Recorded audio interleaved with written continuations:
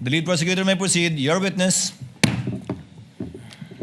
Mr. Witness, pakisabi po ang inyong pangalan, edad, at iba pang pagkakakilanlan.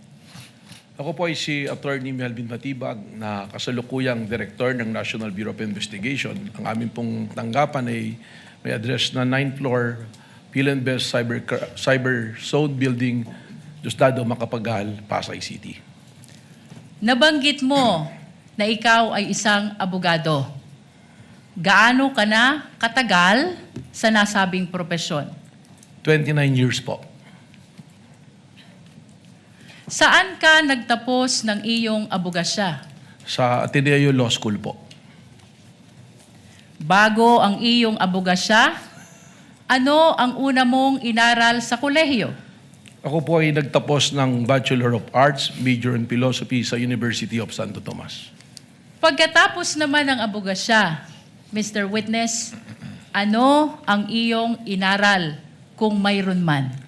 Nag-aral po ako ng Masters of Law, major in Corporate and Finance Law sa Wayne State University, Detroit, Michigan, USA po. You are here as NBI Director. Bago ka itinalaga bilang NBI Director, ano ang iyong mga naging trabaho kung mayroon man? Bago po ako itinalaga na NBA Director, kasalukuyan po akong naglilingkod bilang Dean o Dekano ng Lyceum Alabang College of Law.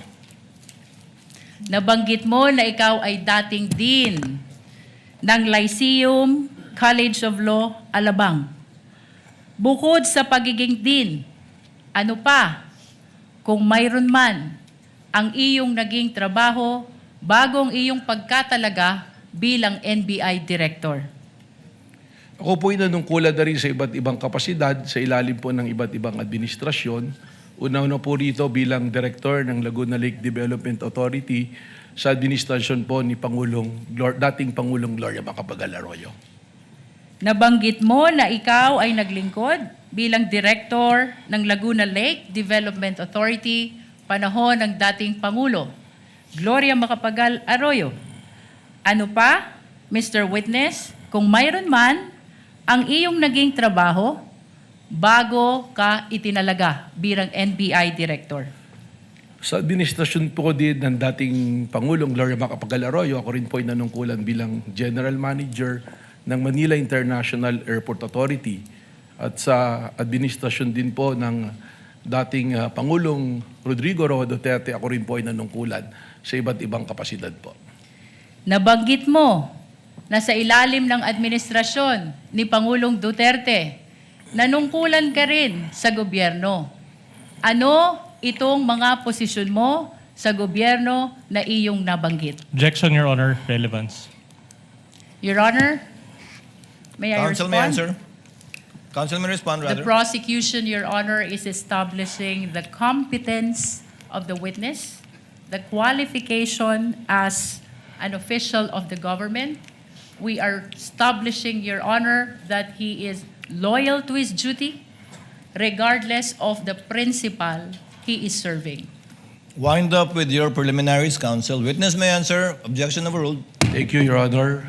Ako po ay nanungkulan bilang Presidente at CEO ng National Transmission Corporation mula po noong January 2017 hanggang Marso 2022 at pagkatapos doon ako po ay tinalaga bilang Cabinet Secretary po ng dating Pangulong Rodrigo Roa Duterte. Kaugnay pa rin ng iyong pagiging NBI Director. Kailan ka itinalaga sa nasabing posisyon? Ako po ay nai-appoint noong pong February 20 ng kasalukuyang taon po. Mr. Witness, bilang NBI Director, ano ang iyong mga responsibilidad at kapangyarihan kung iyong nalalaman? Objection, Your Honor. We already stipulated on this matters. No need for the Director to Your Honor? elaborate. Did you stipulate, counsel, as well as with the powers, responsibilities of We're willing to stipulate, Your Honor, as what The the law Director? provides. Your Honor, regardless of the position of the defense to stipulate on the fact pertaining to the powers and responsibilities of the NBI Director. It is the position of the prosecution that since this is a constitutional process, mahalaga po na marinig ng ating mga iginagalang na senator judges, ganun din ng mga kababayang nanonood kung ano talaga ang responsibilidad at kapangyarihan ng isang NBI Director. Understood, Counsel, but it has been stipulated already by Counsel for the respondent. So kindly go straight to the matter at the soonest possible time. You're on a short leash with respect to the preliminaries on the qualifications of the witness. Kindly proceed, ma'am. Mr. Witness, ano ang iyong mga kapangyarihan at responsibilidad kung iyong nalalaman? Ang kasama po dito sa aking mga responsibilidad, ang una-una na po, we are the primary investigating authority ng ating pong bansa. Kung kaya po, ito po ay aming mandato na mag-imbestiga sa anumang usapin o mga maaring krimen na pumapasok sa amin. At kasama rin po dito ang pagbabalangkas ng mga polisiya at pagbubuo po ng mga units or division kung kinakailangan at ang pagmamanage din po administratively po ng aming opisina. Sa mga kapangyarihan at responsibilidad na iyong binanggit, ano ang araw-araw mong ginagampanan kung mayroon man at kung iyong nalalaman? Ang araw-araw pong pagbabantay at pakikipag-ugnayan sa aming mga ahente dahil po sa araw-araw namin pag-iimbestiga ng iba't iba pong usapin na pumapasok po sa aming ahensya. Kaugnay pa rin ng mga binanggit mong kapangyarihan at responsibilidad, ano ang pinakamabigat mo na responsibilidad bilang NBI Director kung iyong nalalaman? Objection, Your Honor. Calls for an opinion. Witness may answer. I think witness is competent enough to answer that question. Thank you, Mr. Presiding Officer. Ang akin pong, hindi lamang po bilang primary investigating agency, kundi ang amin pong primerong ginagawa ay ang pagbabantay para po sa ating mga taong bayan at bantayan din po ng ating konstitusyon ay maipatupad at siguraduhin na hindi po nagkakaroon ng kaguluhan at ligalig para ito po ay puksain, habulin at amin pong kung kinakailangan ay kasuhan ang mga taong lumalabag po sa amin pong mandatong binabantayan. Chair would like to remind the lead prosecutor to go into the meat of our direct examination already. I think we've heard enough of the preliminaries insofar as Director Matibag is concerned. Kindly May we proceed, ma'am. Your Honor. Mr. Witness, naririto ka upang tumistigo sa impeachment trial na ito. Ano ang pagkakakilanlan ng respondent sa impeachment trial na ito kung iyong nalalaman? Malinaw naman po na ang nasasakdal po sa impeachment trial na ito ay ang ating pong Vice Presidente na si Vice President Sara Duterte. Bukod sa ang respondent ay ang Vice Presidente, ano pa kung mayroon man ang pagkakakilanlan ng respondent sa impeachment trial na ito? Base po sa aking mandato bilang direktor nang ako po ay pumasok sa aming opisina, lahat po ng mga kasong nakabinbin at mga amin na naipasok sa Department of Justice ay aking pong niribisa at tiningnan upang akin po itong masubaybayan. At isa po sa mga kasong aking nakita rito, ang respondent po rito ay ang ating pong Vice Presidente kung saan po siya ay kinasuhan ng aming Cybercrime Division ng grave threat at inciting to sedition na kasalukuyan po ngayong nakabinbin sa Department of Justice. Nabanggit mo na ang respondent ay may kasong grave threat at inciting to sedition sa DOJ. Mr. Witness, ano pa kung mayroon man ang pagkakakilanlan ng respondent sa impeachment trial na ito? Ang ating pong Vice Presidente kasalukuyang ating pong subject sa ating continuing investigation dun po sa pagbabanta at plano na pagpatay po sa ating Pangulo, sa First Lady at sa dati pong Speaker of the House. Mr. Witness, may binanggit ka na continuing investigation ng NBI. Ano ang iyong ginawa kung mayroon man kaugnay ng ongoing investigation ng NBI na iyong binanggit? Tayo po ay nagtatag ng tinatawag ko na Special Task Force po sa pamamagitan ng pag-create po ng isang administrative order kung saan bumalangkas po tayo ng mga miyembro ng aming pong opisina para sila po ang magtuloy ng investigasyon na ito at mag-monitor po ng mga kailangang gawin. Kaugnay pa rin ng binanggit mong Special Task Force. Ano ang kahalagahan nito sa investigasyon na ginagawa ng National Bureau of Investigation? Napakahalaga po para sa amin sapagkat from our law enforcement perspective, ang ginawa pong banta ng Vice Presidente ay tinatrato na namin hindi banta kundi isang plano para po sa pagpatay sa ating Pangulo. And that is a threat to the President which we consider also na threat po sa ating national security. Mr. Witness, anong katunayan mayroon ka? Kaugnay ng iyong binanggit na binuong Special Task Force upang mag-imbestiga sa lahat ng banta sa buhay ng Presidente, kasama na ang pagbabanta ng Vice Presidente.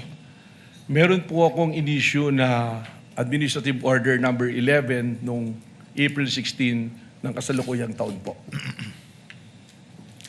At kung ipapakita sa iyo ang kopya ng Administrative Order number 11, ito ba ay makikilala mo? Opo. Your Honor, may we request that AO number 11, previously marked as Exhibit P429, be flashed.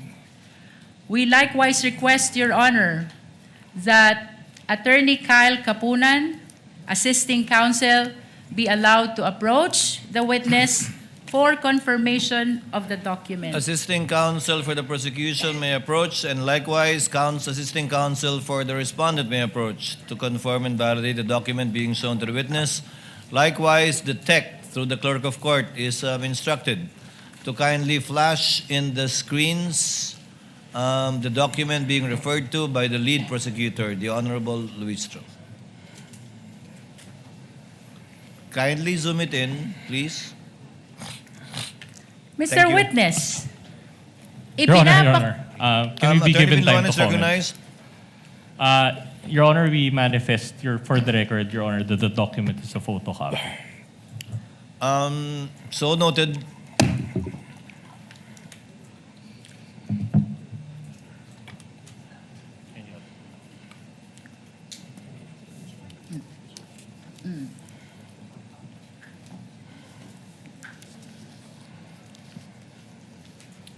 Thus, the lead prosecutor confirmed the observation of the counsel for respondents while we are awaiting, the respondent rather, Your Honor, while we are awaiting for their review of the document. Your Honor, after the confirmation of the document, the prosecution will be requesting for the transfer of marking to a certified true copy, Your Honor. At a later time. Yes, Your Honor. Noted. Counsel may proceed when she's ready. Mr. Witness, ipinapakita sa iyo ngayon, may we request the assisting counsel to please show the document to the witness? Attorney Kapunan, kindly. Mr. Witness, ipinapakita sa iyo ngayon ang isang dokumento na may pamagat na Administrative Order number 11. Ano ang kaugnayan nito sa binanggit mo kanina na Administrative Order number 11 na kung saan nabuo ang Special Task Force? Ito po yung aking dokumentong binabanggit. Sa pangalawang pahina ng Administrative Order number 11, makikita ang isang lagda sa taas ng pangalang Attorney Melvin Matibag. Kaninong lagda ito, Mr. Witness? Sa akin po. Your Honor, may we manifest that AO number 11 has been previously marked as Exhibit P429, and we just want to place on record the request for the transfer of marking at a later time to the certified true copy, Your Honor. Noted. Kaugnay pa rin ng Administrative Order number 11, Mr. Witness, ano ang komposisyon ng Special Task Force kung iyong nalalaman? Ito po ay binubuo ng iba't ibang division na pinamumunuan po ng aming pong team leader na Deputy Director for Operations at dalawa po na assistant team leader sa pangunguna po ng Assistant Director namin for Investigation at Assistant Director for Intelligence po. Nabanggit mo ang team leader at assistant team leader ng Special Task Force. Sino naman ang mga miyembro ng Special Task Force kung iyong nalalaman? Your Honor, hindi po sino, kundi ito po ay mga grupo, specific units po. Isa na po rito ang National Capital Region Division namin, ang Cybercrime Division po namin, ang amin pong OCTD, Organized Crime, Transnational Crime Division, ang TID po at ang CFD. Mr. Witness, nabanggit mo ang National Capital Region Division. Ano ang dahilan at isinama ang National Capital Region Division sa miyembro ng Special Task Force kung iyong nalalaman? Sapagkat ang pag-iimbestiga po at ang continuing na surveillance ay tungkol sa banta sa kaligtasan po ng ating Pangulo at ang primerong opisina at tirahan po ng ating Pangulo ay nasa National Capital Region, kung kaya naman po ating pong isinama rito ang National Capital Region bilang miyembro po ng Special Task Force na ito. Mr. Witness, binanggit mo din kanina ang Cybercrime Division. Ano naman ang dahilan kung iyong nalalaman? Bakit ginawang miyembro ng Special Task Force ang Cybercrime Division? Ang Cybercrime Division po ay kasama dito sa task force na ito sapagkat marami po ngayon na banta na pumapasok po sa ating Pangulo sa pamamagitan po paggamit ng social media platform at ang CCD po, sila po yung may karanasan at kaalaman po na sapat para bantayan po ang mga bantang papasok dito sa pang-araw-araw po. Mr. Witness, binanggit mo din ang Organized Transnational Crime Division. Ano naman ang dahilan at isinama ito sa Special Task Force kung mayroon man? Hindi naman po lingid sa atin na ang ating Pangulo ay may mga pagkakataon na lumalabas ng ating bansa at nagbabiyahe na kung saan ay kaatim pa rin pong tungkulin na bantayan ang kanyang seguridad kahit siya ay nasa labas sa ating bansa. At ang ating pong Organized Transnational Crime Division, sila po yung merong ugnayan sa ating pong mga counterparts sa iba't ibang bansa upang ating pong maisiguro ang kaligtasan po ng ating pong Pangulo habang siya ay nasa labas ng ating bansa. Mr. Witness, kasama sa iyong binanggit ang Technical Intelligence Division. Ano naman ang dahilan at kasama ito sa miyembro ng STF kung mayroon man? Napaka-importante po ng role ng TID, ng Technical Intelligence Division, sapagkat ang mga banta po na katulad ng pumapasok po sa ating Pangulo ay nangangailangan po ng masusi at malawak na intelligence network. At ang TID po natin, sila po ang may karapatan dito at nagpuproseso ng mga ganito pong gawain. Bilang huli, Mr. Witness, Bansa. Mr. Witness, kung ipapakita sa iyo itong videong ito ba'y makikilala mo? Opo. Anong partikular na bahagi ng videong ito ang tumutukoy sa iyong sinabi kung saan may binanggit si Mayor Sebastian Duterte? Mr. Presiding, we be allowed Objection, to Your check Honor. on the time stop. Let's listen to the council's objection first. Attorney Vinluan, what is your objection? Again, irrelevant, Your Honor. Same ruling, counsel, go to it directly, and I hope you will connect and make the connection between this video and the matter at hand. Yes, Director Matibag, you may proceed to open the US. Are you referring to your notes, rather? Opo, yung po aking investigation You notes may po. refer to your notes, Kung saan Director Matibag. po nakasulat ang timestamp nung video na akin po binabanggit. Your Honor, may we be allowed also to peruse Counsel that for assisting counsel for the respondent may look at the document being reviewed by the witness. Likewise, should the prosecutor wish to do so, assisting counsel for the prosecutor may also stand up and accompany assisting counsel for the defense. You may proceed, Director Matibag, to answer. Yan po ay nasa timestamp 2:34:35 to 2:34:43. Your Honor, we are requesting that the video of Mayor Sebastian Duterte during the Rage Coalition on April 12, 2026, which has been previously marked as P430, particularly timestamp 23435 to 23443, be flashed, Your Honor. The tech is directed to kindly play the timestamps mentioned. May I request assisting counsel from the defense to kindly witness the breaking? Is the USB sealed, counsel? Has I the believe, seal Your been Honor. broken? Witness is instructed to break the seal. While being witnessed by assisting counsel for both parties, before it is presented to the tech for it to be played. Ayaw. Ayan.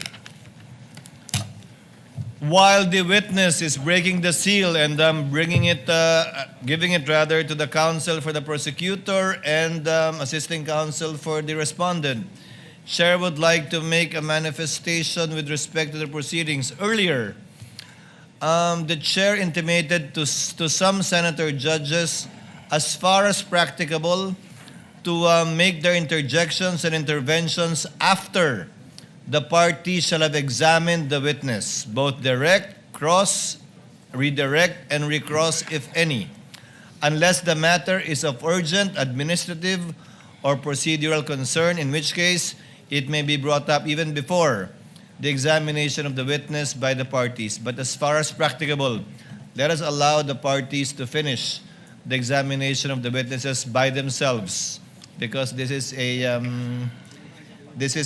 more of a trial really than merely seeking clarificatory questions when the counsels can elicit that from the witness anyway. Yes, are we ready to play the video?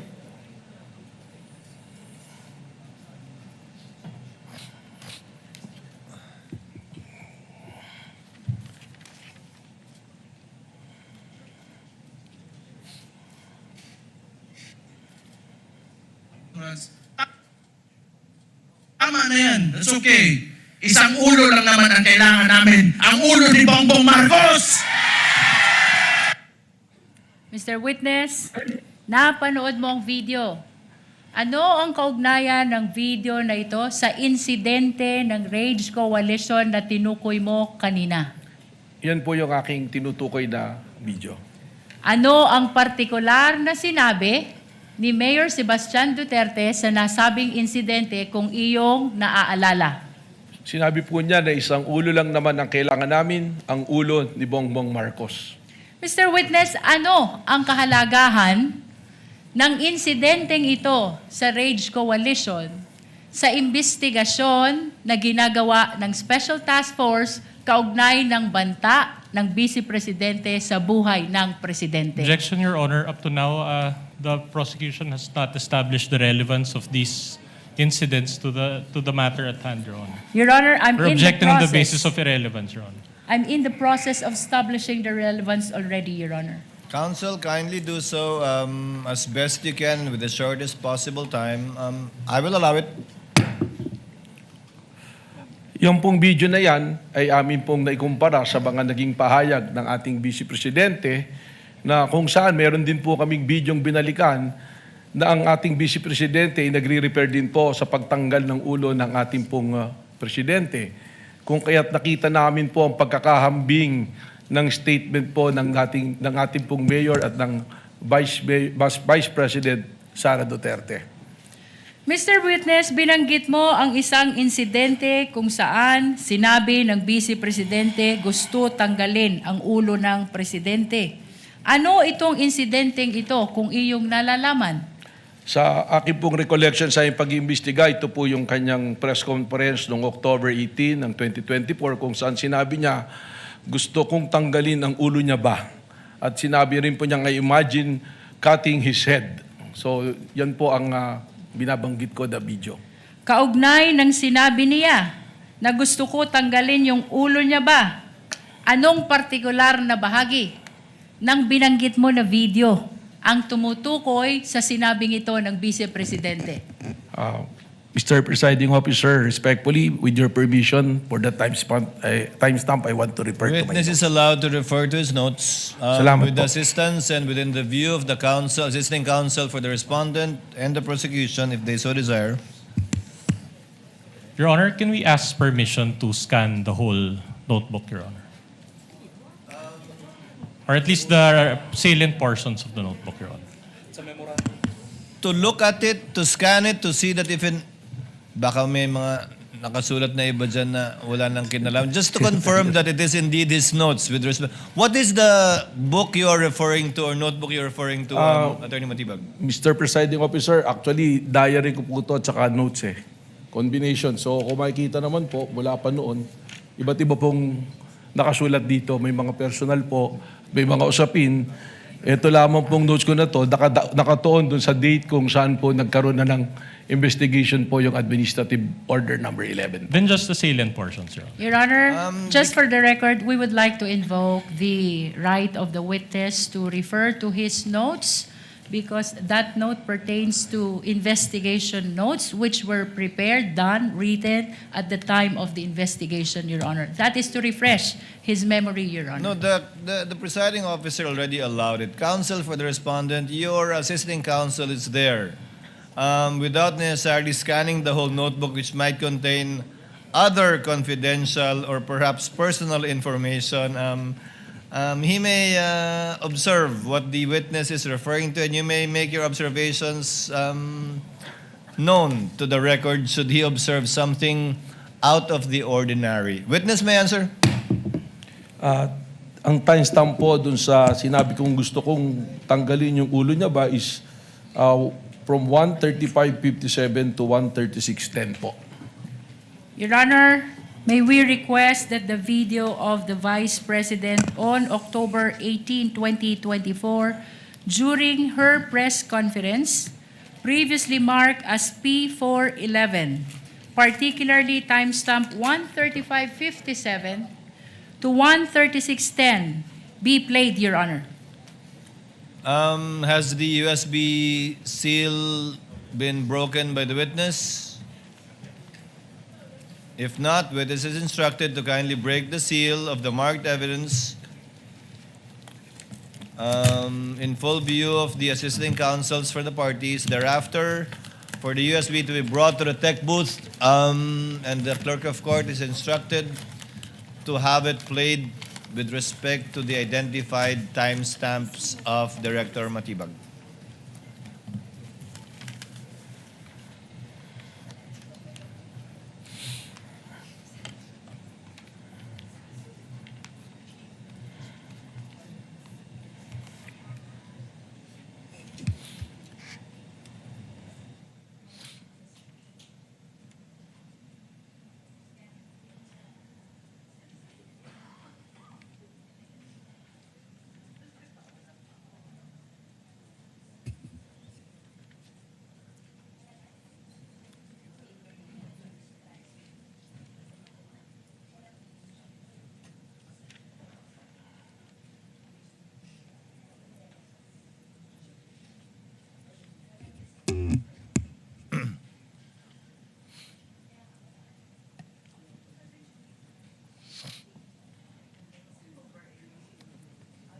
Gusto ko tanggalin yung ulo niya ba?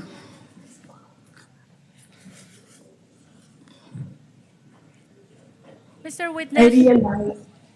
napanood toxic na mo yun. ang video. The video is still playing, I believe, lead prosecutor. Unless you want it cut already. Yung timestamp. It may be cut, Your Honor. I'm sorry? Do you It want... may be cut, Your Honor. Okay. The timestamp is only 1:35:57 to 1:36:10. Mr. Witness, napanood mo ang video? Ano ang kaugnayan nito sa insidenteng tinukoy mo kanina kung saan sinabi ng Vice Presidente, gusto kong tanggalin ang ulo niya ba? That is the same video that I was referring to. Kanina, Mr. Witness, binanggit mo din na may sinabi ang Vice Presidente, I imagine myself cutting his head. Anong partikular na bahagi naman ng video na iyong tinukoy ang tumutukoy sa sinabing ito ng Vice Presidente kung iyong nalalaman? Again, Mr. Presiding Officer, may be allowed to look for the Witness may do so. Thank you po.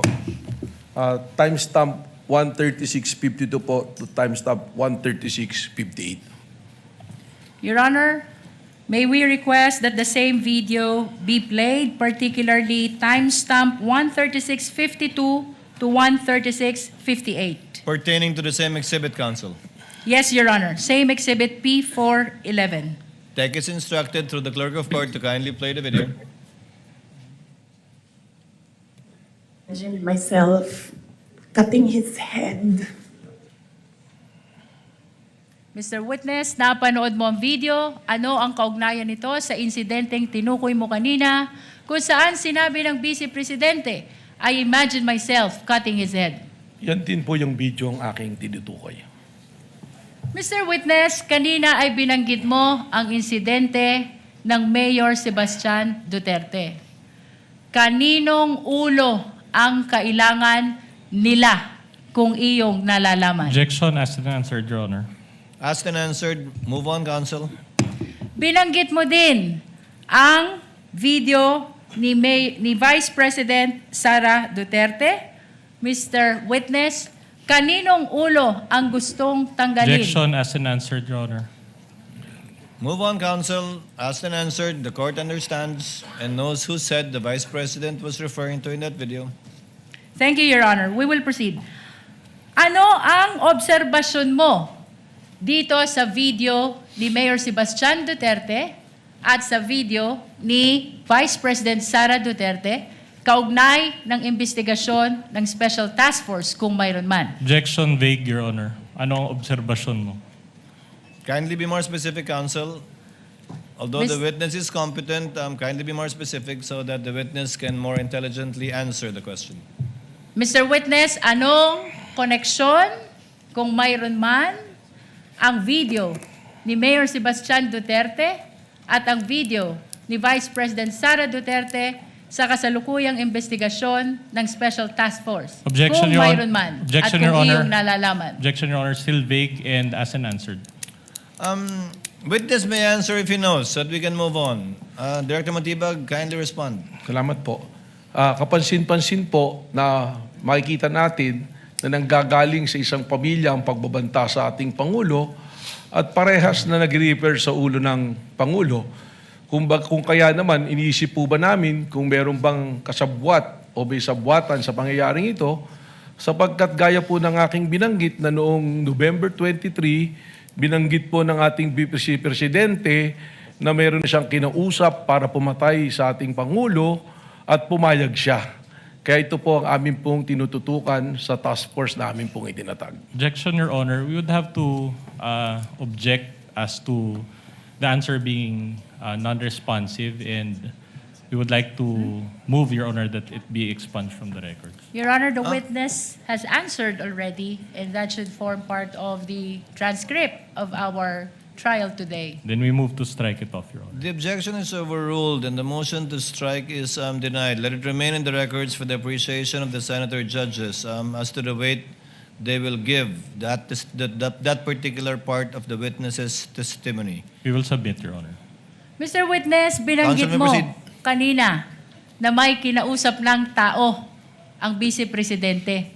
Ano ang kahalagahan nito sa inyong investigasyon sa Special Task Force, kung mayroon man? Sapagkat ito po, yung amin mismong tinitingnan, sapagkat ang tingin nga po namin dito, that the threat is serious, active, and continuing doon po sa banta sa ating Presidente. At dahil ito ay seryoso, aktibo, at patuloy na umiiral, ay nagiging banta na rin po sa ating pambansang seguridad. Sapagkat anuman pong banta sa seguridad ng ating Pangulo ay banta po sa ating national security.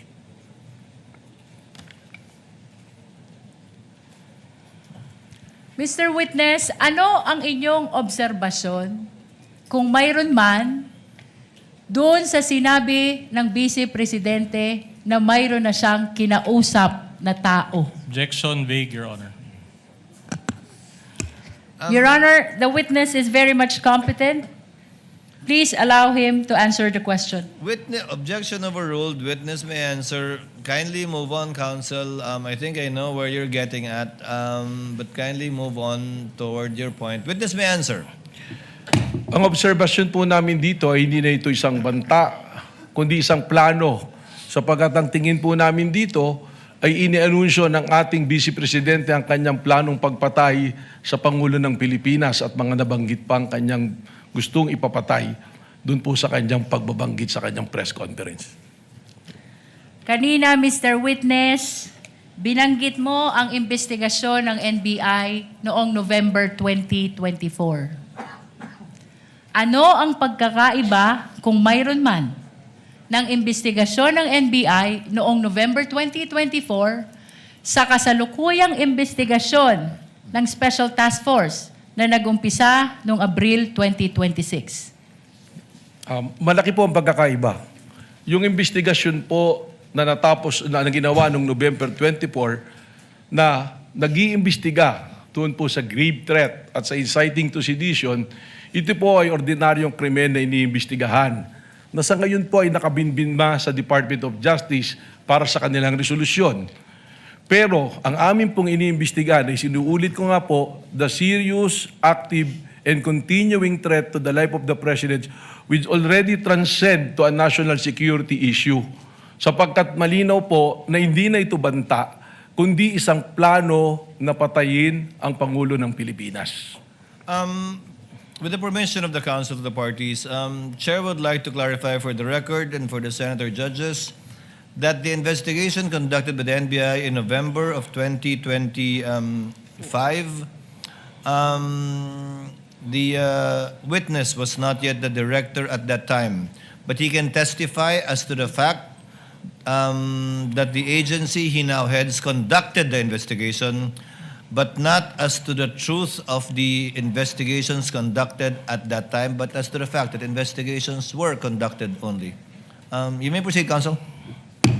Mr. Witness, ano ang dahilan bakit kasama ang video ni Mayor Sebastian Duterte sa inyong sinasabi ngayon na ang bantang ito ay banta na sa national security kung mayroon man? Objection asked and answered, Your Honor. Asked and answered, Counsel. Move on. Your Honor, as a matter of fact, we haven't asked that question and the witness is supposed to explain the reasons why the video was actually considered in their observation that this is a threat to national security. I believe the witness already answered that any threat to the President is a threat to national security, to the national security of the country. And earlier, the Council already asked the relationship of the video to that statement of the witness, which the Chair allowed. We're already there, Counsel. Please move on. Bilang karagdagan, Mr. Witness, sa iyong binanggit na issue ng national security, kaugnay ng video ni Mayor Sebastian Duterte, ano pa ang dahilan, kung mayroon man, kung bakit isinama siya sa pagsusuri ng Special Task Force? Sapagkat dito na nga po na makikita ng naging pagbabanta ng ating Vice President ay nagkaroon po ng tinatawag natin na epekto. It is a kinetic force na kung saan yung mga nakarinig ng kanyang pagbabanta ay gumagaya na rin at nagbabanta. Lalong-lalo na sila ay nabibilang sa isang pamilya. That is the very purpose of the task force, to monitor all those threats na lumalabas po ngayon at sa araw-araw nga, meron po tayong nakikitang threat sa social media, sa mga pahayag po during the mga rallies, ay tuloy-tuloy po nabanta sa ating pong Pangulo na umaabot na po nabanta sa ating national security. Binanggit mo ang kinetic force. Anong ibig sabihin nito, Mr. Witness? Na yung kanila pong aksyon ay nagkakaroon po ng epekto para kumilos sa mga nakakarinig, ang kanilang mga supporter, upang maghasik po ng ligalig at kaguluhan po sa ating pong bansa at hindi na nirirespeto ang ating pong konstitusyon at wala na rin pong pagtingin sa ating democratic process. Ano pa ang dahilan, kung meron man, bakit isinama sa pagsusuri ang video ni Mayor Sebastian Duterte kaugnay ng Rage Coalition Rally? Yung Objection presensya, asked and answered, Your Honor. Witness may answer. yung proseso po namin na yan, doon po namin nakita na sinasabi ko nga, yung mga participants dito, yung po mga kilala na mga tao na nagdudulot ng ligalig at pagtutol sa demokrasya po natin. At nandiroon din po yung broadcast na yan, napakarami pong naabot na tao, nasa 600,000 plus po yung live broadcast niyan. Doon na po papasok yung tinatawag ko nga kanina na sinabi kong kinetic force na maaaring magkaroon po ng reaksyon ng mga taong nanonood na ito na hindi po maganda at makagugulo po sa pag-promote po natin ng law and order na primero po nagawain po dapat ng National Bureau of Investigation. Binanggit mo na may mga kilalang personalidad na nakibahagi sa Rage Coalition Rally. Sino-sino itong mga ito? Objection, Your Honor, irrelevant. Witness may answer. Makita po natin doon, may mga senador din po na nandoon.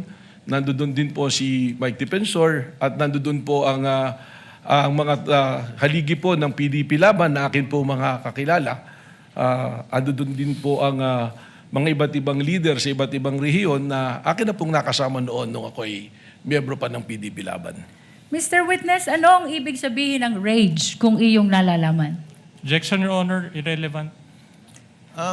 I think counsel has already made the connection between the rage, the statements of Mayor Baste, and the statements of the respondent. Witness may answer. Sa Tagalog po niyan ay galit o puot. Yun po.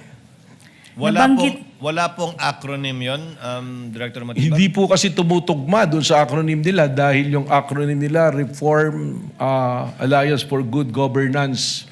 So hindi po RAGE eh. So medyo malayo po.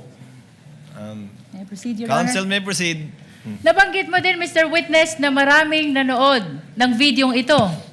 Ilan ang nanood ng videong ito kung iyong nalalaman? Sa live broadcast po, lumabas po na nasa 600,000. At ano ang kahalagahan na 691,000 ang nanood sa live broadcast ng videong ito kung mayroon man? Again, ganoon na po kalawak yung nakikita natin na resulta ng pag-asik po, ng ligalig po at pagbabanta po sa kayusan, pati na rin po sa seguridad ng ating Pangulo. Mr. Witness, kanina binanggit mo ang pagkakaiba ng naunang investigasyon ng NBI sa kasalukuyang investigasyon ng Special Task Force ng NBI. Ngayon, ano naman ang ginawa ng NBI sa pagitan ng unang investigasyon kung saan na-file ang kasong grave threat at inciting to sedition sa DOJ, February 2025, sa kasalukuyang investigasyon ng Special Task Force na inumpisahan nung buuin ang STF April 2026, kung mayroon man. Ang sa pagkaalam ko Counsel, po, you mean April 16, 2026. That's the, you're referring to AO 11. Yes, Your Honor. Witness may answer. doon po, base po sa tanong ng mula February 25, 2025, ako po ay hindi pa NBI noon, subalit nung ako po ay nag-assume nung February 20, kasama po sa ating pinag-aralan yan at alam naman po natin na ang mandato ng NBI ay ang patuloy na bantayan ng seguridad ng ating mga opisyales at siguraduhin na may law and order. So ako po na-appraise naman na tuloy-tuloy ang mga monitoring at consultation po at surveillance na ginagawa ng iba't ibang unit noon. Ngayon, nung ako naman po ay pumasok bilang NBI Director at atin pong pinag-aralan yung mga kaso, noong April 16 nga po, itinatag na po natin ang task force na ito upang po matutukan ang mga issue na akin na nga pong nabanggit. Mr. Witness, maraming salamat sa iyong paglilinaw, kaugnay ng nauna at ng kasalukuyang investigasyon ng NBI. Kaugnay pa rin ng Special Task Force, ano ang iyong naging direktiba kung mayroon man? Kaugnay ng video ni Mayor Sebastian Duterte noong April 12, 2026. Akin pong ipinag-utos through the task force na may authenticate at may preserve itong video ito sapagkat amin pong iniisip na ito'y magiging material sa amin pong pag-iimbestiga at sa darating po na panahon na amin po itong gagamitin. Mr. Witness, sino ang iyong inutusan upang ma-preserve at ma-authenticate ang video ni Mayor Sebastian Duterte na tinukoy mo? Ito po ay aming naitoka kay Agent Edgar Apolonio po ng Cybercrime Division po. Ano naman ang iyong patunay na ang videong ito ay na-preserve at na-authenticate ni Agent Edgar Apolonio kung mayroon man? Ako po ay nakakuha ng kopya ng affidavit of authentication na ipinasa po sa aking tanggapan at akin po itong nahawakan po. Your Honor, we are requesting that affidavit of authentication of Edgar Apolonio, previously marked as Exhibit P431, be flashed. Likewise, Your Honor, we're requesting that we allow assisting counsel to present the document to the witness for confirmation.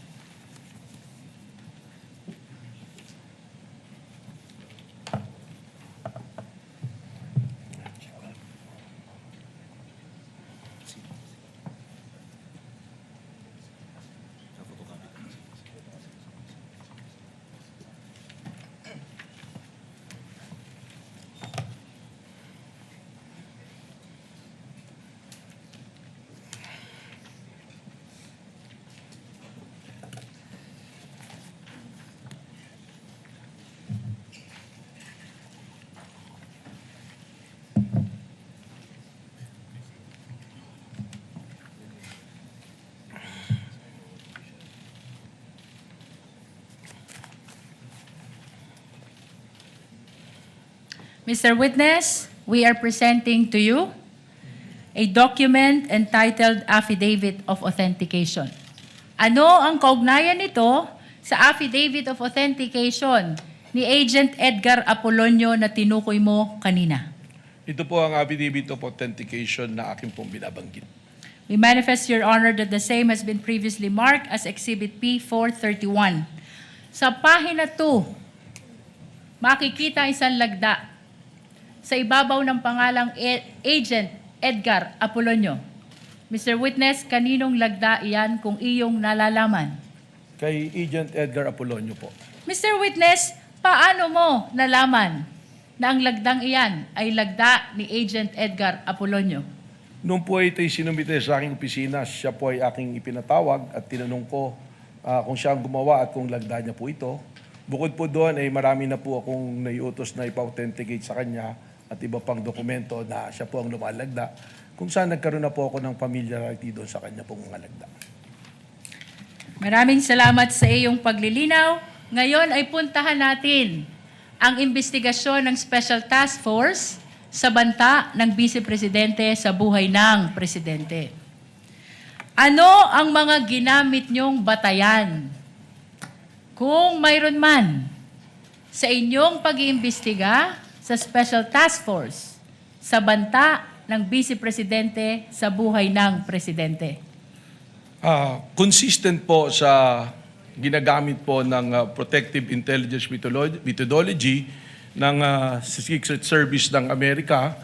Diyan po sa tinatawag natin na if there is a threat to unknown personality, meron po silang mga pamantayan at doon din po namin ibinasa itong pamantayan na ito. 5 po ito na pamantayan namin pong ginamit. Mr. Witness, binanggit mo na meron kayong ginamit na 5 pamantayan. Ano-ano itong mga 5 pamantayan na binanggit mo? Una na po rito yung pattern of violence po. Bukod sa pattern of violence, ano pa kung mayroon pa? Yung pong gravity at seriousness po ng isa pong pangyayari. Anong sunod dito kung meron pa? Yung pong identity and identifying characteristic po ng involved po doon sa pangyayari. Bukod sa identity, ano pa, Mr. Witness, kung mayroon man? Ang isa po rito ay yung kakayanan po at kapasidad po ng nabanggit po na subject po. At bukod sa 4 na iyong nabanggit, ano pa ang inyong ginamit na batayan kaugnay ng investigasyon na ito? Yung pong tinatawag na motive o motibo at intent po ng personality po. Mr. Witness, balikan natin ang pattern of violence na una mong binanggit kanina. Ano ang inyong sinuri, kung mayroon man, kaugnay ng pattern of violence ng Vice Presidente? Sa tulong po ng amin pong Special Task Force ay amin pong binalikan ang mga pangyayari na yan naman po ay lumabas na tinatawag namin sa media na mga open source intel namin. At doon po nakita namin yung isang event nung mayor pa po ang ating Vice President Sara Duterte na meron pong isang sheriff na gustong gawin ang kanyang tungkulin na atas po ng legal na atas ng korte na magpatupad po ng demolition order. Subalit hindi po ito nagustuhan ng noon ay mayor at kay Vice Presidente, kung saan ay tinawag po niya yung sheriff at pinagsusuntok po sa mukha itong sheriff na ito. Mr. Witness, binanggit mo ang isang insidente ng sheriff na pinagsusuntok sa muka. May ipapakita ako sa iyong video.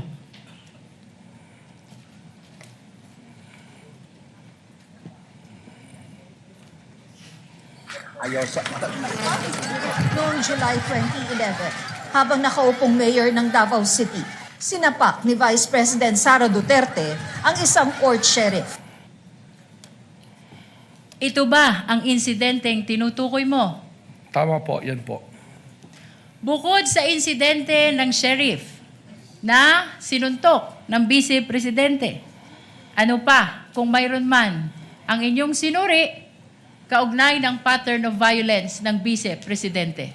As part of our investigation, kami po ay nakakakuha ng mga dokumento related po dito sa aming inimbestigan kung saan we got hold of a affidavit of ito pong dating police ni si Arturo Las Canas na self-confessed member ng DDS na kung saan doon po sa kanyang affidavit na yan ay atin pong nakita at inilalarawan po at sinasabi nitong ni Arturo Las Canas na ang Vice Presidente mismo ay kasama doon sa Oplan Tokhang, isa sa mga arkitekto ng Oplan Tokhang. At dito rin po niya sinabi na instead na barilin at patayin para hindi nalalaman ng media, ay kidnapin na lamang yung mga subject po, mga shabu users o kaya yung pong ibang gumagawa ng krimen o nagtitinda ng droga at ibaw na lang po sa isang quarry. Na kung saan natagpuan po later nitong Laod Quarry na meron pong mga biktima ng extrajudicial killings. Mr. Witness, nabanggit mo ang affidavit ni Arturo Las Cañas. Nasaan ang affidavit na tinutukoy mo? Objection, Your Honor. May we know the relevance of all these questions? Your Honor, we are establishing the pattern of violence. And this is very much relevant. Witness may answer. Sa pagkakalam ko po, ang affidavit na ito ay nakasumito po sa International Criminal Court na sasalukuyan po dumidinig ng kaso ng extrajudicial killings po. Kaugnay pa rin ng affidavit of Arturo Las Cañas.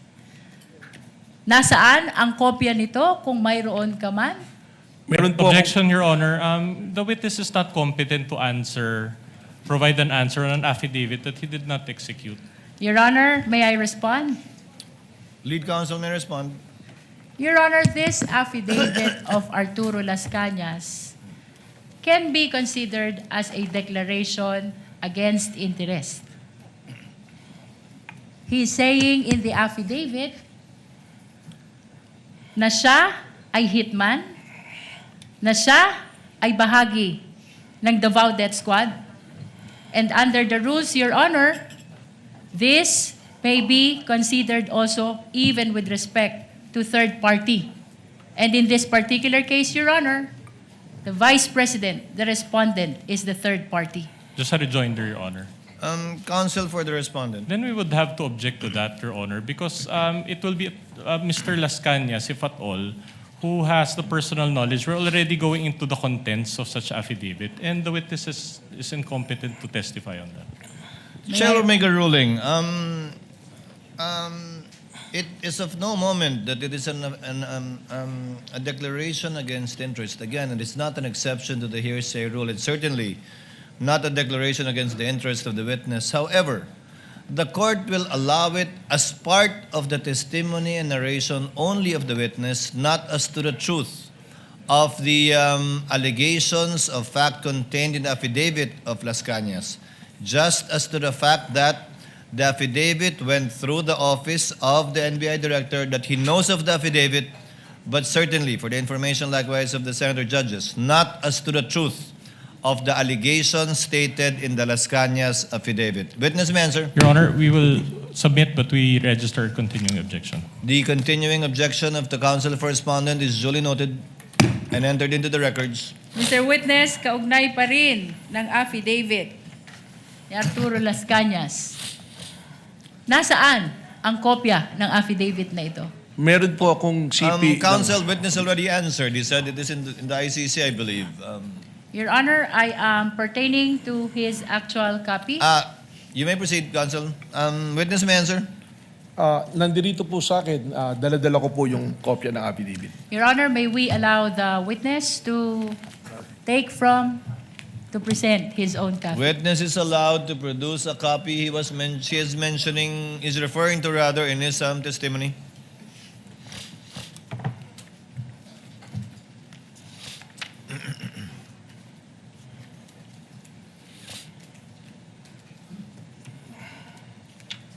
For the record, assisting counsel for the respondent as well as assisting counsel for the prosecutors are viewing the document produced by the witness. Your Honor, just a comment. Counsel for the respondents recognized. Your Honor, it appears that this document has not been marked during the pre-trial conference. Your so Honor, may I respond to that? not yet done with my manifestation. Let the counsel for respondent finish, counsel. So in other words, may we request, Your Honor, that we be given a copy of such document as well for our perusal. The prosecutor is so instructed to kindly furnish a copy if indeed this document has not yet been marked. Your Honor, may I respond to that? Counsel may respond. The affidavit of Arturo Las Cañas has been previously marked as P-2-10-1-W, Your Honor, for the prosecution. Then I stand corrected, Your Honor, but can we still request for a copy? Nevertheless, kindly give the counsel for respondents a copy. We submit, Your Honor. Counsels rather for respondent a copy. Thank you, counsel.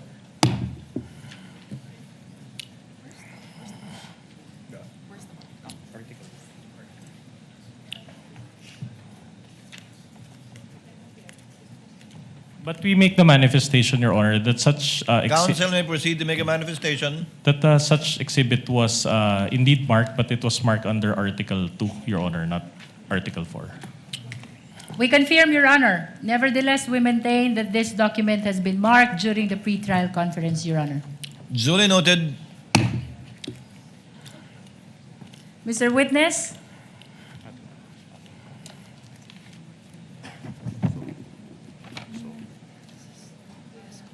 Ito yung copy niya. It's the same.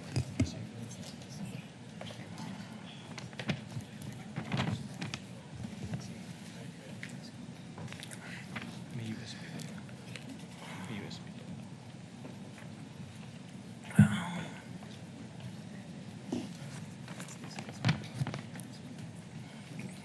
Is this part of the mark?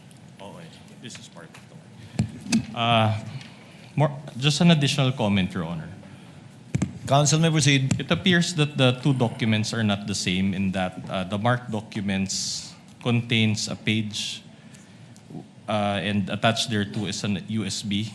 However, the copy of Director Matibag does not contain that page, Your Honor. I'm sorry, counsel.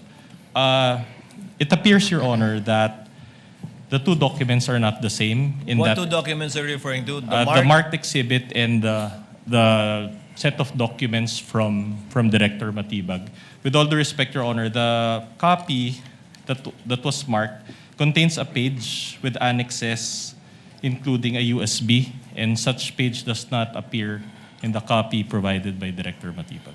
So the copy of Director Matibag does not contain a page with an attached USB. That's correct, Your Honor. It's incomplete. Does counsel for the prosecutors, assisting counsel for the prosecutors, or lead counsel confirm that? For the record? we confirm, Your Honor. Nevertheless, the representation of the witness is that the copy is his own copy and does not pertain to the copy of the prosecution. And we will be willing, Your Honor, to use the pre-marked copy for the purpose of confirmation of the witness, Your Honor. If you have it with you, counsel, why not just use that copy? Yes, Your Honor. So that will we do. can go directly to it, unless there are any reservations from the We are counsel for okay, responding. Your Honor, if I may be recognized. We are You okay may. with confronting the witness with his own copy, Your Honor. But again, we manifest that it was not the document that was marked and it does not contain the USB. Moreover, just an additional manifestation, the marked copy or marked set contains a stamp certified true copy, but it was not signed by anyone and there was no date provided. Duly noted. Again, this without prejudice to the counsel for the prosecutor, furnishing counsel for respondent with a copy of the exact document produced by Director Matibag for further comparison and/or observation either during cross or future proceedings later on. We submit, Your Honor. Your Honor, just a correction. There was a stamp, Your Honor, and a signature, but there was no name. For the record, Your Honor. Duly noted for the record. With the permission of the court, we'll be using the pre-marked document, Your Honor, for the purpose of confirmation. Likewise, for the information of the counsel for respondent, would that be okay? Then we take exception to that, Your Honor, because it was not the one that was identified by the witness in open court. What he identified was his own copy, and that copy does not contain any USB. So he does not have. He will be incompetent to testify on a pre-marked exhibit that he did not submit or participate in. The exhibits can be later on compared to with a certified true copy at a later date, as has been previously done by the parties. In the meantime, Chair will allow the witness to use his copy without prejudice to any differences that may be shown either through cross or through the comparison after a copy shall have been furnished to the counsel for respondents. Continuing objection, Your Honor. So ordered. May Continuing we objection is confirm, noted. Your Honor, which copy we will be using for The confirmation? counsel produced by Director Matibag will be the one that will be used. Mr. For the Witness, kanina, binanggit mo ang Tokhang, Laod Quarry, at ang Vice Presidente. Saang partikular na bahagi ng affidavit ni Arturo Las Cañas na ipinapakita mo ngayon tumutukoy dito sa mga binanggit mo? Objection, Your Honor. Then that already goes into the contents of such affidavit. And since the witness is not the one who executed the affidavit, then he has no personal knowledge and incompetent to answer that question. Your Honor, may I respond? Moreover, the court already ruled, Your Honor. Counsel for the prosecutor may respond before the court rules on the objection. Your Honor, the witness is merely pointing to that pertinent portion of the affidavit. And later, Your Honor, for the record, we will just be asking him to read into the records. Just short rejoinder, Your Honor. Counsel for the respondent may give his rejoinder. Objection, the document will speak for itself. Chair sustains the objection, counsel for the prosecutors. The document will speak for itself, and the document will be furnished to the senator judges anyway, given that it's part of the annexes. Let the witness merely testifies to the fact that he included the affidavit of Mr. Las Cañas as part of his investigation and part of his narration of his investigation to prove, quote, pattern of violence. But again, not as to the truth and the contents of the affidavit itself. Move on, counsel. With that, Your Honor, we will be requesting for the submarking of the pertinent portion of the affidavit of Arturo Las Cañas, the witness already referred to. Again, only as to tenor, but not as to the truth, counsel. For the record and for the information of the senator judges, you may do so. For purposes, Your Honor, of reference, which particular portion to be submarked, Your Honor? May we ask the witness to make reference or point which part of that affidavit he is referring to? In his investigation, counsel. Same objection, Your Honor. As part of his investigation, witness may answer. As part of our investigation, ang importante po para sa amin dito, in establishing the pattern of violence, is yung paragraph 270 and paragraph 270B and paragraph 270D. 270. For purposes of submarking, Your Honor, may we ask which particular part of paragraph 270 the witness first referred to?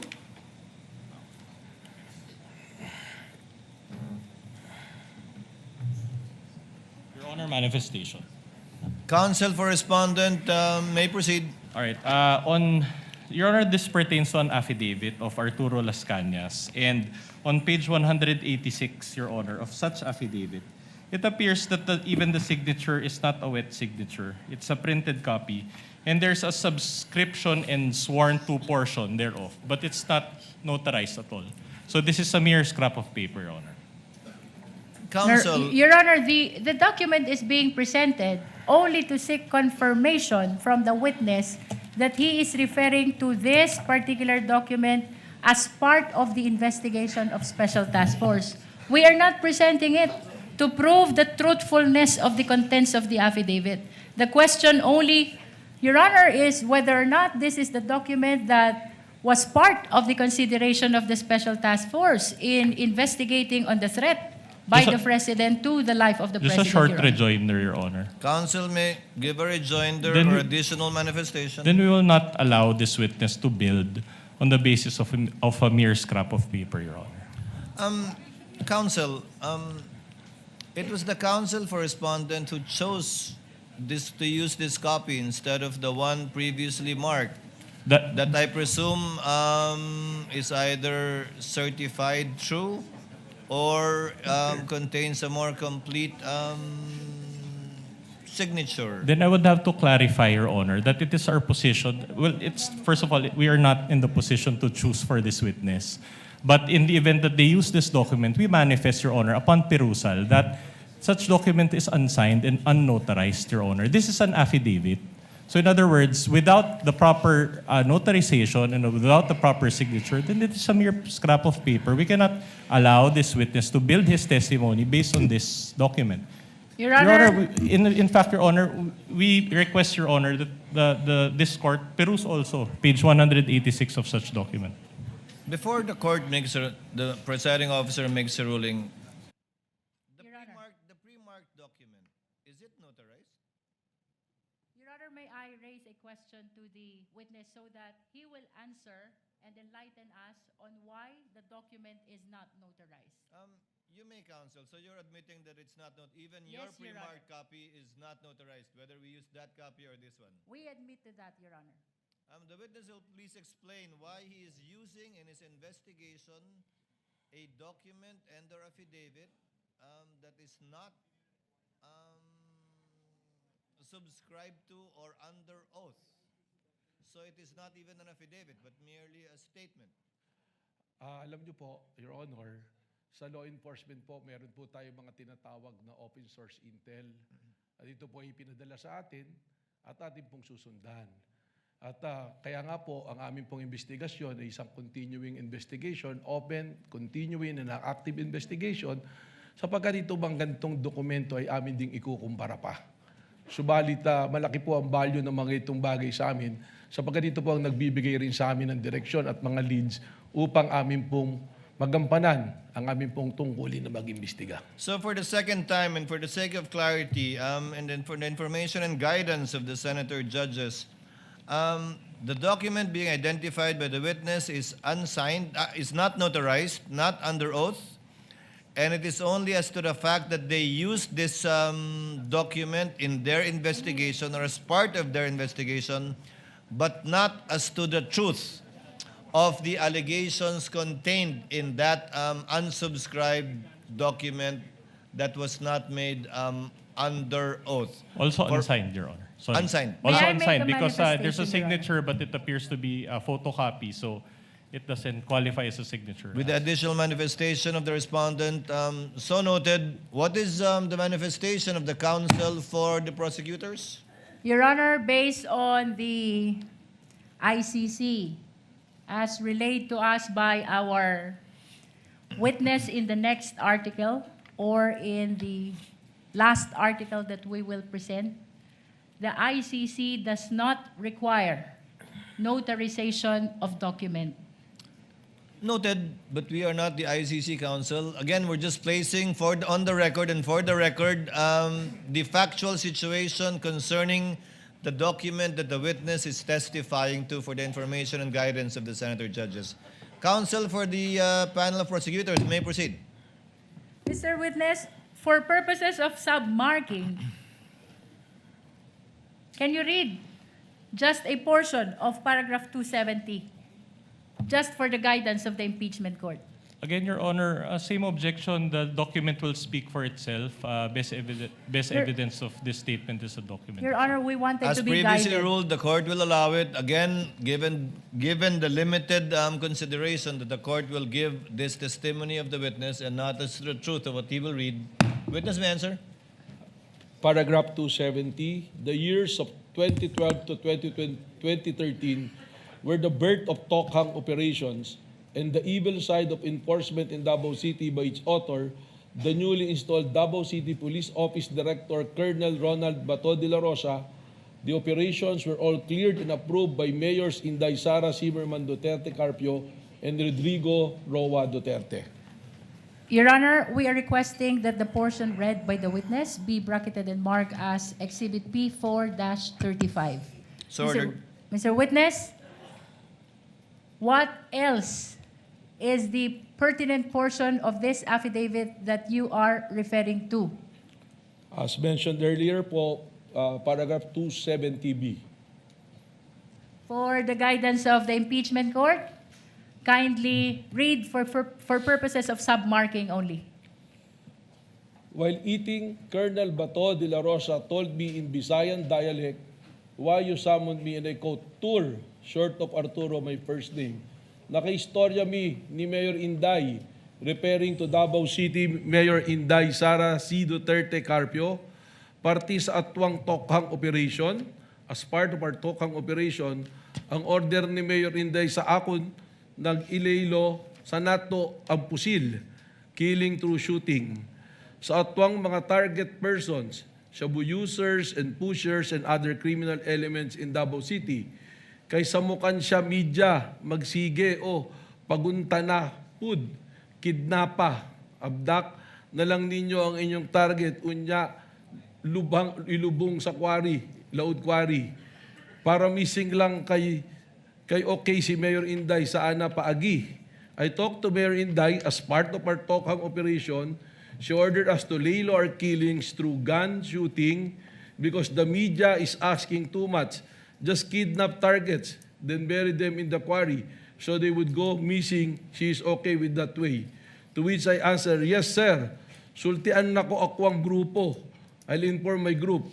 Colonel Bato de la Rosa instructed me, i-inform tour kung naamoy maabdak ng target nyo. Inform me tour whenever you are kidnap a target. Your Honor, we are requesting that that pertinent portion read by the witness be bracketed and marked as Exhibit P435A. So marked, Your so Honor, ordered. just, Counsel for respondent. What? we just want to register again our continuing objection, Your Honor. Again, we already allowed, Your Honor, that the witness at least identify this document. As to the fact, Your Honor, that he is allowed to read even portions thereof, he is not the author of this affidavit. And as to the truth or falsity thereof, he is incompetent to testify on that. And it already violates, Your Honor, it already violates the rights of our clients because she's being prejudiced by the reading of this affidavit that cannot even be verified because the person is not here to testify. That's our objection, Your Honor. Chair notes the objection and continuing objection of counsel for the respondents, and as an additional, for the third time perhaps, reminder of the presiding officer to my fellow senator judges. The mention of statements allegedly made by then General De La Rosa, now Senator De La Rosa, are clearly hearsay even on the part of Las Cañas himself. But as to the fact that probably he told him that, it may be established if the affidavit of Las Cañas and if Las Cañas is presented here. Again, this is only as to the fact that this is what the NBI used in their investigation and coming up with their findings, not as to the truth of the statements being read by Director Matibag, much less the statements of other parties who did not execute this document. The continuing objection is noted. Witness may answer. Counsel will proceed.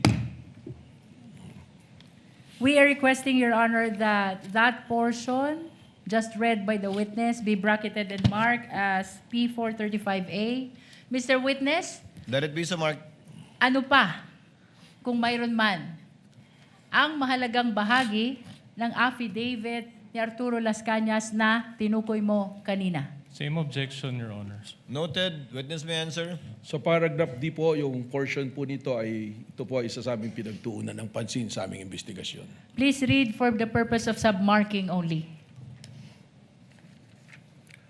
I later called up retired senior police Sonny Benaventura and relayed to him Colonel Ronald Bato de la Rosa's abduction operation ordered to me as allegedly ordered to him by Mayor Inday Sara Duterte Carpio. Sonny Benaventura answered me that would personally confirm and verify the matter with Mayor Inday Duterte. 2 days later, to my recollection, Sonny Benaventura called me and instructed me to meet him in Caltex gasoline station parking area in front of SM Mall Ecoland, Matina, Davao City, because Mayor Inday Sara Duterte will meet him in the said place. Sonny Benaventura wanted me to narrate personally to Mayor Inday Sara about the abduction order of Colonel Ronald Bato de la Rosa regarding his Tokhang operation. I agreed. I immediately proceeded to Sonny Benaventura's location. Upon my arrival on the board of my Strada pickup vehicle in Caltex gasoline station parking area, Sonny Benaventura motored me to the board pickup vehicle. However, before I could do so, Mayor Inday Sara Duterte Carpio arrived on board her SUV vehicle, a Fortuner-like vehicle, colored dark blue. Sonny Benaventura then disembarked immediately from his vehicle and rushed to the vehicle of Mayor Inday Sara Duterte that's a stop a few meters away from Sonny Benaventura's pickup vehicle. I stood in front of Sonny Benaventura's pickup vehicle looking and then talking. Mayor Inday Sara Duterte Carpio did not get up from the vehicle while talking to Sonny Benaventura, and Sonny was standing on the left side of Mayor Inday Sara Duterte vehicle. Then Sonny Benaventura hand signaled to me to come near him. I saw Mayor Inday Sara Z. Duterte Carpio inside her vehicle alone. I personally heard Mayor Inday Sara Zimmerman Duterte Carpio ordered Sonny Benaventura and I in Visayan dialect, and I quote, "Bulgar naman kayo man, pusilon, shoot." And target ninyo na referring to Sonny and myself nung short of manong older person. Kidnapa na lang ninyo. Target shabu users and pushers and other suspected criminal elements in Davao City. Para missing lang para dili samok ang media. Shooting your target is too brazen. Just kidnap them so they will just go missing and so that the media won't bother us. Sonny Benaventura replied, "Sige day, okay." Then she drove away. It was a 3 to 5 minute kill order through abduction operation from a lady mayor of our city, the daughter of Mayor President Rodrigo Roa Duterte, that shed much blood of innocent poor Filipino suspected of being shabu users and pushers in Davao City. Now nationwide through the Tokhang campaign of the Philippine National Police for 4-star General and newly elected Senator Ronald Bato de la Rosa. Your Honor. Counsel for respondent. Then, considering, Your Honor, the reading of this portion of this piece of paper, Your Honor, we ask for a fourth clarification on the part of the chair that the reading of this document, Your Honor, already creates an impression, not just to the minds of the senator judges, but also the public. They may be misled, Your Honor, to believing the truth or falsity of these statements. So in other words, Your Honor, this is highly improper with all due respect, Your Honor, for this honorable court to allow the reading of a portion of an affidavit that was not authored by this witness.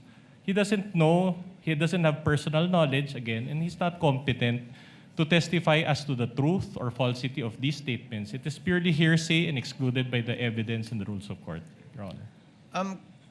The chair is inclined at this point to already agree with counsel for respondent. Chair will cut short any further identifications of the witness in regard to this affidavit. I think you have sufficiently established, counsel, May I the comment, Your so-called Honor? pattern of violence that you sought to establish in the investigation of the NBI regarding the so-called grave threats that they are investigating. But the chair will nevertheless remind again the senator judges, as requested by counsel for the respondents, that this is only as to the fact that Las Cañas executed a document that they used in their open source investigation, not as to the truth of what was read. It was only identified for easy identification by the senator judges, subject to that limited understanding. And I think, counsel, that should be enough for now insofar as establishing your desire, rather, to establish so-called pattern of violence.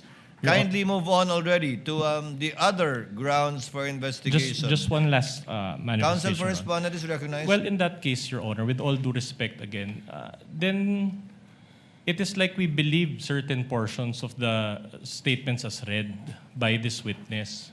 Because we are already mentioning about a pattern. So in other words, Your Honor, we gave credence, Your Honor, or value to the statements that were read, which is highly improper, and we would like to object to that, Your Honor. We May I did not respond, give Your Honor? credence to it, counsel. We merely allowed the witness to testify as to the evidence he used and or considered in his investigation, which actually has not yet borne fruit unless he will testify to the contrary later on. As I believe the investigation, as of this moment, is still ongoing. But let it end at that. Counsel, please move on to we will another submit, point. Your Honor, but register or continue. The objection. continuing objection of counsel for respondent is duly noted and entered into the records. Counsel, lead counsel for the prosecutors, kindly move on to Yes, Your Honor. I presume you will go through the 5 Yes, Your pillars Honor. of investigation of the NBI. Yes, Your Honor. Kindly May- proceed to the next point, the gravity or seriousness aspect. May I just request, Your Honor, that the last portion read by the witness be submarked as P435B. Thank So you, Your ordered. Honor. So Continuing ordered. objection, Your Honor. Continuing Maraming objection of salamat the sa iyong counsel is noted. paglilinaw kaugnay ng pattern of violence. Ngayon, puntahan natin ang gravity at seriousness ng banta. Mr. Witness, ano ang inyong sinuri kung mayroon man kaugnay ng gravity at seriousness ng banta? Unang-una na po rito kung sino yung pinagbantaan, sino yung sinabing papatayin. At dito po natin makikita na dalawang pinuno ng dalawang sangay ng ating gobyerno, ang dating speaker at ang Pangulo ng Pilipinas ang pinagbantaan, kasama na rin po ang unang ginan. Kaya para sa amin po ay mabigat at seryoso po ang pagbabantang ito. Bukod sa nabanggit mo na pinuno ng dalawang malalaking sangay ng gobyerno ang pinagbantaan, ano pa ang inyong sinuri kung mayroon man? Mismong ang Vice Presidente na po ang nagsabi na paulit-ulit na no joke. At pati pag tiningnan po natin yung kanya pong press conference noong November 23, 2024, makikita natin sa kanya na seryoso ang kanyang pagsasabi nito. Bukod dito sa binanggit mo na sinabi ng Vice Presidente, no joke, no joke. Ano pa kung mayroon man ang sinuri mo kaugnay ng gravity at seriousness ng banta? Tiningnan po natin yung mga kanina katulad ng video noong October 18 at nung yung pong kanyang video noong November 23 at nasundan pa po ito noong November 26 na sinasabi niya at kinukumpirma na seryoso ang kanyang pagbabanta at siya ay meron ng kinausap at pumayag para patayin ang Pangulo ng Pilipinas. Bukod sa nabanggit mong 3 video, ano pa kung mayroon man ang iyong sinuri kaugnay pa rin ng gravity at seriousness ng banta? Para sa akin po, hindi na ito talaga banta, kundi isa na pong confession ng kanyang plano na pagpatay po sa ating Pangulo. Sapagkat makikita naman natin na sinabi niya na meron akong kinausap at pumayag ang kinausap para patayin ang Presidente. Objection, Your Honor. The witness already is providing conclusions of law, Your Honor. May we ask that it be stricken off the record? Your Honor, may I respond to that? Counsel for the prosecutor may respond. Rather, the lead prosecutor may respond. Your Honor, the witness is testifying as to what transpired during the investigation of Special Task Force. He is testifying on the observation, appreciation, and findings of the Special Task Force. And this is the very purpose of presenting the testimony of NBI Director Melvin Matibag. Short rejoinder, Your Honor. Counsel may give a rejoinder. Part of the witness's response is the use of the term confession, which is a legal term. The witness is a lawyer. He knows exactly what he's doing, Your Honor. Nevertheless, Your Honor, that is the testimony of the witness, and that should be considered by the impeachment court. The presiding officer should rule, let it stay in the record as part of the narration of the witness, but not as to for the senator judges not to consider it as a conclusion of law, notwithstanding that the witness is the director of the NBI and there is a lawyer and a former dean. That is still not to be used by any of the senator judges as a conclusion of law as to the fact in issue in this impeachment court. Witness may answer. Bukod Rather, sa counsel may binanggit proceed. mong confession, ano pa kung mayroon man ang iyong sinuri, kaugnay pa rin ang gravity at seriousness ng banta? May tuturing po natin ito na mabigat at seryoso sapagkat alam niyo po ang NBI, meron po kaming mga foreign counterparts na sa investigation din na patuloy namin pong nakakausap at nakakaugnayan. At kasama po ron aming pinag-uusapan ng mga pangyayari sa kanilang lugar, sa ating lugar. At napapag-aralan po kung paano kami magkakaroon po ng collaboration at pagtutulungan. At kung saan po sa amin pong pakikipag-usap rito ay ating pong namin napag-usapan ang tungkol po sa ginawang pagbabanta ng Pangulo, ng pangalawang Pangulo sa ating Pangulo.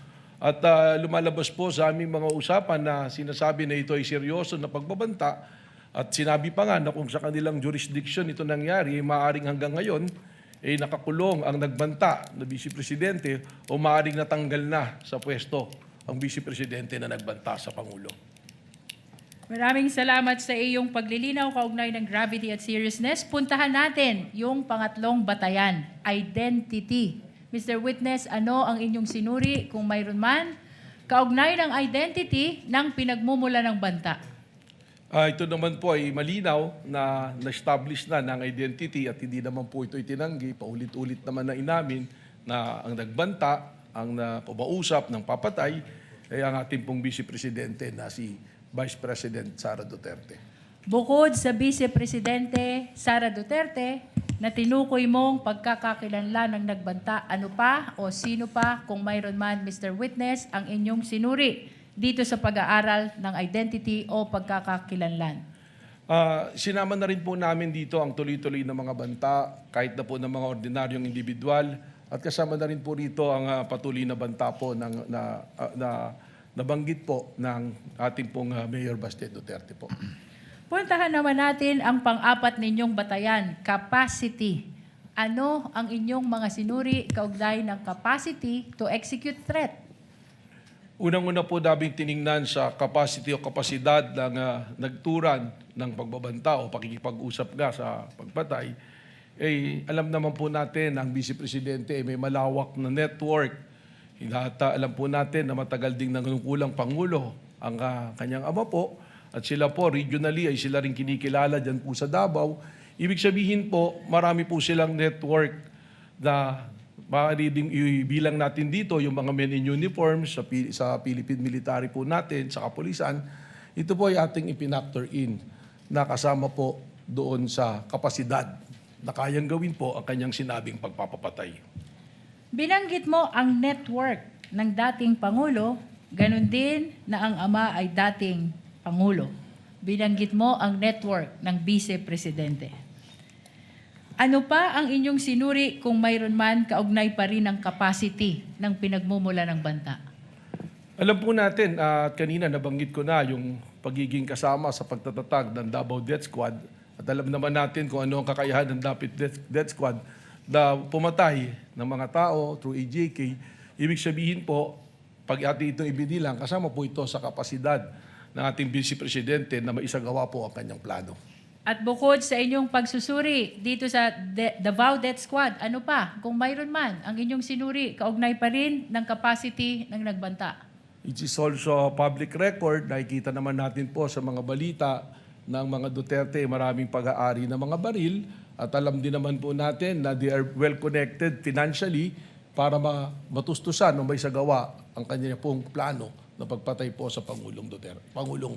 Bukod sa ng binanggit Pilipinas. mong pag-aaring baril at financial connections, Mr. Witness, ano pa, kung mayroon pa, ang iyong sinuri, kaugnay pa rin ng capacity ng nagbanta? Karugtong po rito yung Vice Presidential Security Group, yung BPSG na tinatawag natin, na alam natin na sa ngayon ay napakarami pong miyembro na isang tawag lang ng ating Vice Presidente ay nandiyan dyan para tubugon po sa kanya pong mga instructions. Mr. Witness, puntahan natin ang panglima ninyong batayan. Motive or intention. Ano ang inyong mga sinuri kung mayroon man, kaugnay ng motive at intention ng nagbanta? Unang-una po, at nasasad naman ito sa ating pong batas, sa ating konstitusyon, na kung ang Pangulo ng Pilipinas ay mawawala, mamamatay, ang susunod po na uupo by succession ay ang Vice Presidente. So pumapasok po ito sa motibo at sa intensyon.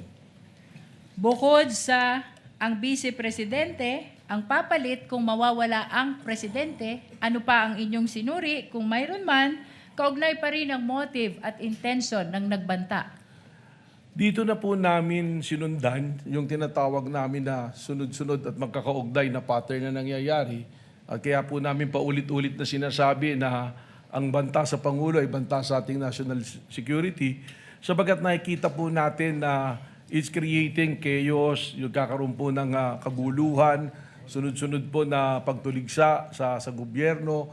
At yung mga ordinaryong mamamayan na nga po, makikita natin patuloy pong nagbabanta sa Pangulo. Katunayan, marami po kaming monitoring sa social media ng mga banta namin pong sinusundan sa seguridad po ng ating Pangulo.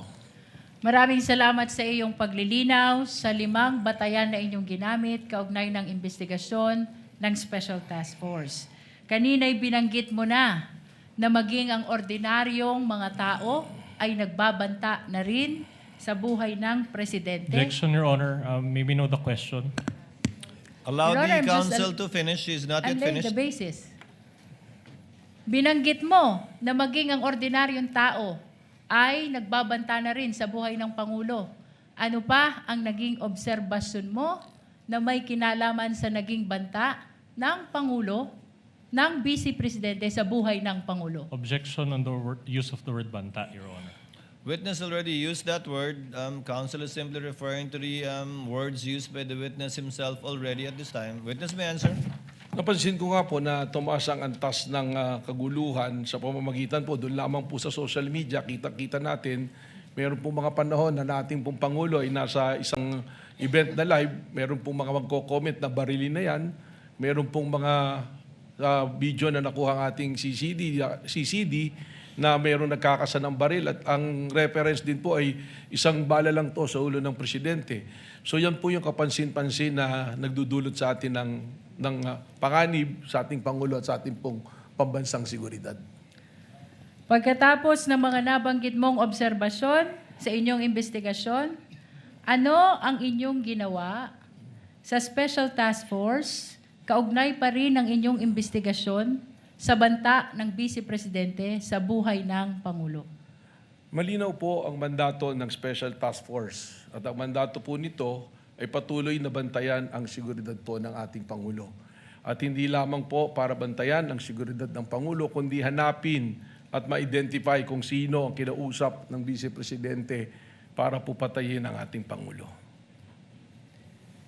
Binanggit mo na bahagi ng inyong ginawa ay hanapin ang taong kinausap ng Pangulo. Ano ang inyong napag-alaman, kung mayroon man, kaugnay ng tao na kinausap ng Vice Presidente upang patayin ang Pangulo, ang First Lady at ang former Speaker? Sa ngayon po, ang aming pong investigasyon at ang task force is a continuing and active investigation of the threat to the President.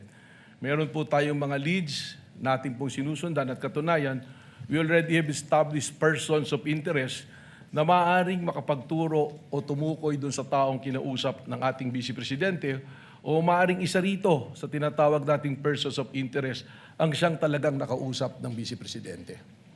Mr. Witness, binanggit mo yung persons of interest upang mas maunawaan tayo ng mga kababayang nanonood. Ano ang ibig sabihin mo ng persons of interest? Ang ibig sabihin po nito, itong mga taong ito ay maaaring magbigay linaw o makapagturo sa identity ng taong kinausap o sa pangyayari ng pag-uusap o yun nga po, maaaring sila mismo ang nandoon o sila mismo ang kinausap. Kaya po ito tinatawag na persons of interest. Hindi po nangangahulugan na sila na mismo ang kinausap gaya ng aking pong sinabi. Kaugnay pa rin ang binanggit mo na mayroon ng persons of interest. Mr. Witness, ano ang pagkakakilanlan ng mga persons of interest na tinukoy mo?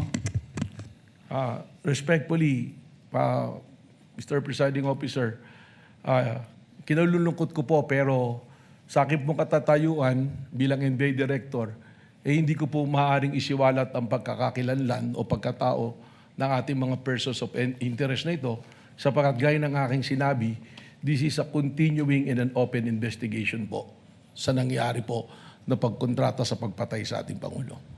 Mr. Witness, matagal nang iniintay ng sambayanan kung sino ang taong kinausap ng Vice Presidente.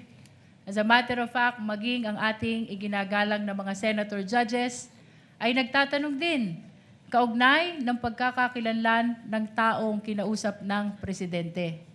Ano ang dahilan, kung mayroon man? Bakit mo sinasabi, Vice President? Bakit mo sinasabi na hindi ito pwedeng i-disclose o isa publiko itong mga persons of interest na tinukoy mo? Alam po ninyo, maraming kadahilanan. Tayo po ay nasa law enforcement. Kapag ang ganito pong bagay na it's an open and continuing investigation ay ating isisiwalat, unang-una pong mangyayari rito ay makukompromiso po ang ating investigasyon. At may lalagay po sa alanganin yung pong ating mga tinatawag na informants o assets na nasa ground na nagbibigay po sa atin ng human intel na tinatawag. At kasama na rin po rito na yung pong aming capability to have successful operation ay makompromiso sapagkat maaaring hindi na po kami pagtiwalaan ng aming pong mga pinanggagalingan na source. Pangatlo po, it will violate the right of privacy po ng mga individual na ating natukoy na persons of interest. At meron din po itong kaparusahan under the administrative code na kung ang isa pong information ay confidential, secret, or top secret, hindi po ito pwedeng ibahagi basta-basta sa publiko. Ito po ay exception din sa Freedom of Information under po sa Memorandum Order number 15 po ng ating pong Pangulo. Mr. Witness, binanggit mo ang maraming dahilan kung bakit hindi mo pwedeng i-disclose itong pagkakakilanlan ng mga persons of interest. Baguhin ko yung tanong, anong pagkakataon kung meron man na maaari mong ibahagi sa impeachment court na ito ang mga persons of interest na tinutukoy mo? Alam po ninyo, kahit dumating yung punto na matukoy na natin kung sino ang kinausap, we have the right to protect yung pong aming mga informants. Sapagkat ang pinoproteksyonan din po namin dito ay ang institusyon ng NBI. Subalit ito po ay patuloy na pagsusuri at report na tuloy na ginagawa po ng National Bureau of Investigation. Katunayan po, nandirito po sa akin yung mga report ng task force tag as confidential. Kaya pagpamanin po ninyo na talagang hindi ko po ito pwedeng ibahagi na pagpapubliko. Ano Your Honor, yung please. mga... Counsel for respondent is recognized. Your Honor, considering already the length of time, can we just ask for a 5-minute recess, Your Honor? Actually, I'm about I'm to all- do so as soon as the counsel for the lead Your counsel Your winds Honor, up. I'm about to conclude. As soon as the direct examination is concluded, the chair will declare a recess before we proceed with your cross. Would that be okay, counsel? Okay, Your Honor. Counsel may proceed. Witness may answer. Mr. Witness, ano yung mga papel na ipinapakita mo kanina? Ito po yung patuloy na pag-uulat ng minutes ng meeting at mga intel report po na nasagap kaugnay po sa ating isyong pinag-uusapan. Kaugnay ng mga persons of interest na hindi mo pwedeng isiwalat, iyan ba ay bahagi ng mga papel na iyong ipinapakita? Kasama na po ito. Mr. Witness, I'm about to conclude. Ano ang nalabag ng Vice Presidente kung mayroon man? Objection, Your Honor. Kaugnay ng banta niya sa buhay ng Presidente. Your Objection. Honor, this is still part of the investigation. I will have to sustain the objection. It would call for a conclusion of law, and as admitted by the witness himself, the investigation is ongoing unless he has concluded it already. Kindly rephrase, counsel. I have no further question, Your Honor.